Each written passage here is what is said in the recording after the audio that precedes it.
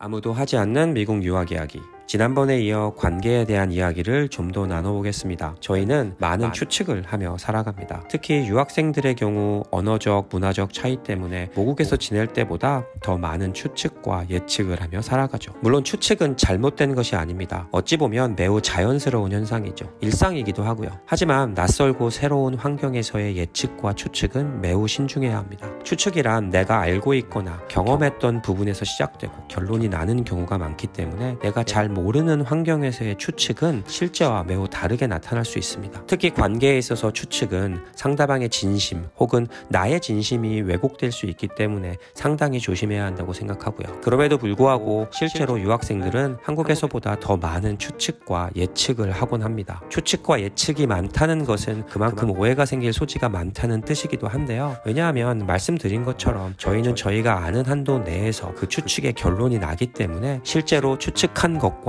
다른 상황이 발생할 확률이 높아 결국 많은 오해가 쌓이게 되죠. 유학생활이 가장 어려운 이유는 이런 오해 때문이라고 생각합니다. 학생이 생각했던 기대와 다른 일들이 발생하면 당황하고 그 문제 해결을 위한 직접적인 소통보다는 많은 추측과 예측을 하며 그 상황 자체를 다르게 받아들이는 경우가 참 많습니다. 그리고 가장 쉬운 소통 상대인 한국에 계신 부모님들과 대부분의 소통이 이루어지죠. 이럴 경우 부모님들의 추측이 추가됩니다. 학생들이 힘들어하는 부분에 대해 부모님께서 듣는다면 부모님들 역시 그 상황을 추측하게 되죠. 그리고 이런 추측은 대부분 부정적인 결론에 도달하게 됩니다. 이러한 추측들로 인해 오해가 쌓이고 그로 인해 힘들어하는 경우는 제가 저희 학생들과 직접 경험한 것만으로도 일일이 나열하기 어려울 만큼 많습니다. 가장 안타까운 것은 이러한 오해를 풀려는 노력보다 여전히 마음속에 담아두고 있는 부분입니다. 실제로 많은 부모님들 역시 부딪혀 라는 말보다는 참아 라는 말을 더 많이 하시기도 하고요. 부모님들의 조언이 이렇게 될 수밖에 없는 이유는 부모님들도 문화의 다름에 대해 직접 경험이 없기 때문에 사실 어떤 조언을 어떻게 해야 할지 잘 모르시는 경우가 대부분입니다. 그래서 지금까지 살아온 경험을 통한 조언, 즉 이곳의 문제 해결 방식이 아닌 한국의 문제 해결 방식으로 선택하는 경우가 많을 수밖에 없습니다. 그렇다면 어떻게 해결해야 될까요? 쉽지는 않겠지만 해결 방법은 있습니다. 첫째, 우선 기대와 다른 상황이 발생했을 때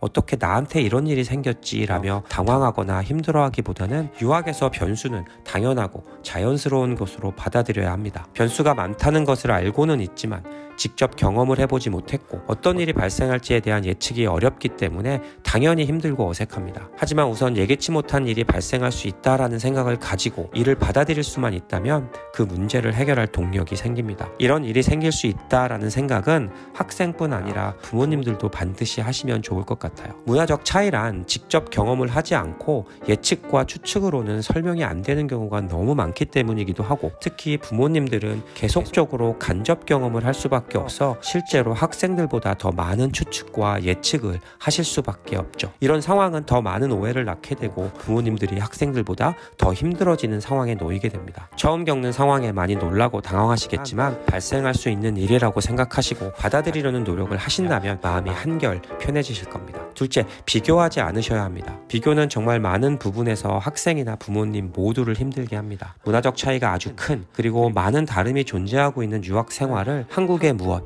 그리고 또 다른 유학생의 무엇과 비교를 시작하여 평가하게 된다면 현재를 부정하는 상황이 발생하게 됩니다. 이 역시 추측에서 비롯되는 상황인데요. 다른 상황과 비교하여 추측한다면 부정적인 결론이 대부분입니다. 내 현재 상황을 부정하고 마치 훨씬 더 나은 환경이 존재할 것 같다는 추측을 하게 되는데 사실 저희는 두 가지 상황을 동시에 경험할 수 없습니다. 따라서 더 나아 보이는 환경은 단지 현재 생활이 힘들고 어렵기 때문인데요. 이러한 어려움을 극복하려는 노력 없이 환경만 바꾸려 한다면 또 다른 어려움에 부딪힐 경우가 당연히 발생하고 이는 처음보다 더 어렵고 힘들어질 수 있습니다. 셋째, 가장 중요한 부분이고 제가 늘 강조하는 것인데요. 바로 말하는 것입니다. 이는 아무리 강조해도 지나치지 않는 부분인데요. 저희 학생들은 자신의 이야기를 잘 하지 않는 경향이 있습니다. 우선 수업 시간에 질문을 잘 못합니다. 물론 언어적 적응이 덜 되어 자신감이 떨어지는 부분도 있겠지만 사실 그것보다 질문에 익숙하지 않아서이죠. 뿐만 아니라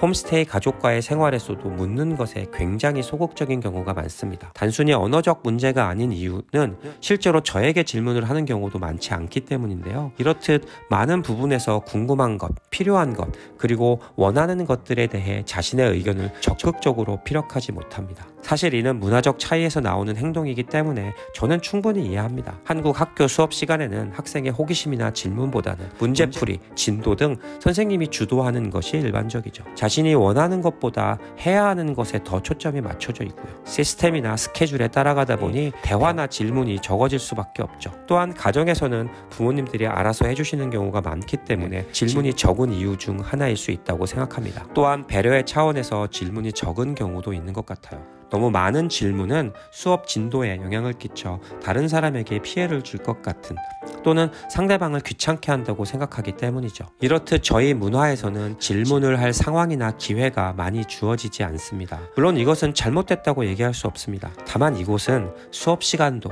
학생의 질문과 호기심을 유도하는 방향으로 진행되고, 일반 가정에서도 본인의 의사를 적극적으로 하는 것이 일반적입니다. 친구와의 관계에서도 마찬가지죠. 이렇게 수시로 묻고 대답하고 자신의 의견을 적극적으로 피력하는 것이 일반적이다 보니 말은 하지 않아 상황을 미루어 짐작하고 해결해 주려는 행위가 거의 없습니다. 그러다 보니 이곳에서는 오해가 현저히 적습니다. 추측하고 그 추측에 기반한 결과를 따르기보다는 궁금하면 묻고, 이상해도 묻고, 말도 안 되는 생각도 자연스럽게 표현하죠. 그래서 수업 시간이든 친구 혹은 홈스테이 관계에서든 자신의 의견과 감정을 얘기하는 것이 정말 중요합니다. 얘기하지 않으면 모르기 때문에 오해가 쌓이는 최악의 상황으로 치닫을 수 있죠. 저희 학생들은 이런 환경이 낯설겠지만 잘 적응하기 위해서는 이를 빠르게 캐치하고 변화해야 합니다. 한국에서처럼 이렇게 해주길 저렇게 해주길 기대한다면 아무도 해주는 사람이 없기 때문에 실망하게 되고, 작은 것에서 시작하여 유학을 포기하는 상황까지 치닫게 됩니다. 내가 살아왔던 환경, 습관이 바뀌고